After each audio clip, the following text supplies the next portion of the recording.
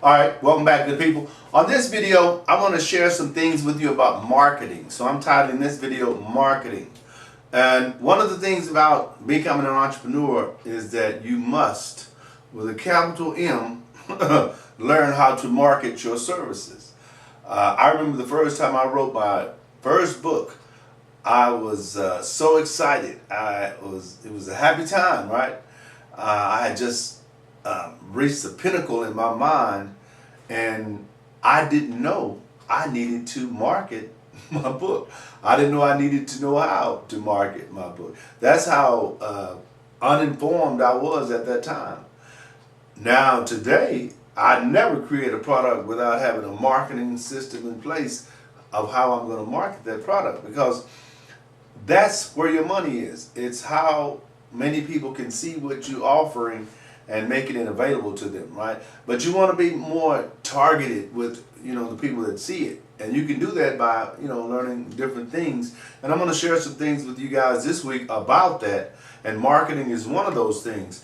And as I read this, kind of process things in your mind so you can get an understanding about where you are in reference to your knowledge base with marketing. This is a very short read right here. It says, marketing is defined by the American Marketing Association as the activity set of institutions and processes for creating, communicating, delivering, and exchanging offerings that have value for customers, clients, partners, and society at large.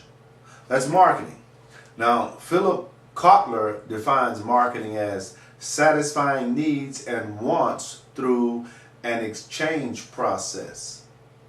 And the Charter Institute of Marketing defines marketing as the management process responsible for identifying, anticipating, and satisfying customers' requirements, profitability.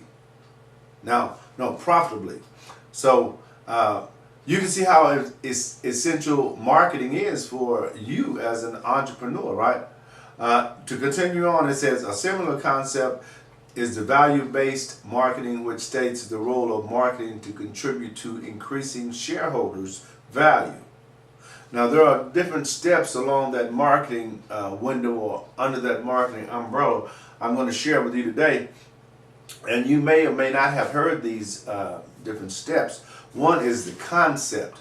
It says concept. The marketing concept proposes that in order to satisfy the organizational objectives, an organization should anticipate the needs and wants of potential customers and satisfy them more effectively than its competitors.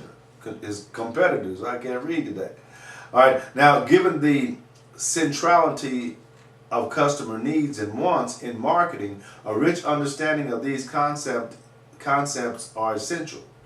Now, the needs, these are something necessary for people to live a healthy, stable, and safe life.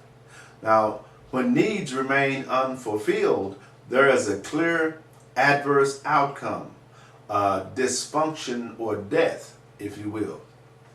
Now, needs can be objective and physical, such as the need for food, water, and shelter, or subjective and psychological, such as the need to belong to a family or social group and the need for self-esteem.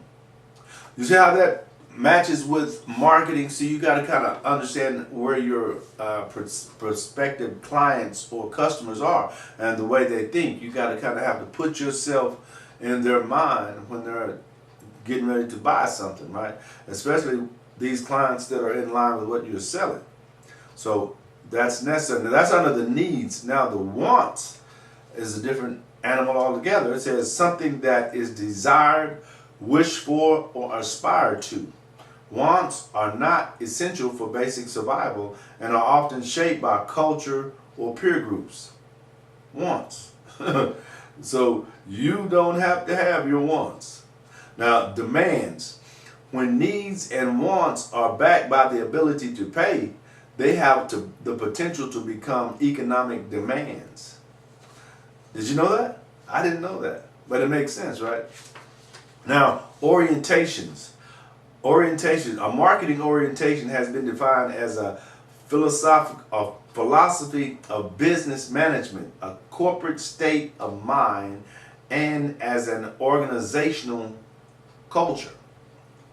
The product, a firm employing a product orientation is mainly concerned with the quality of its own product.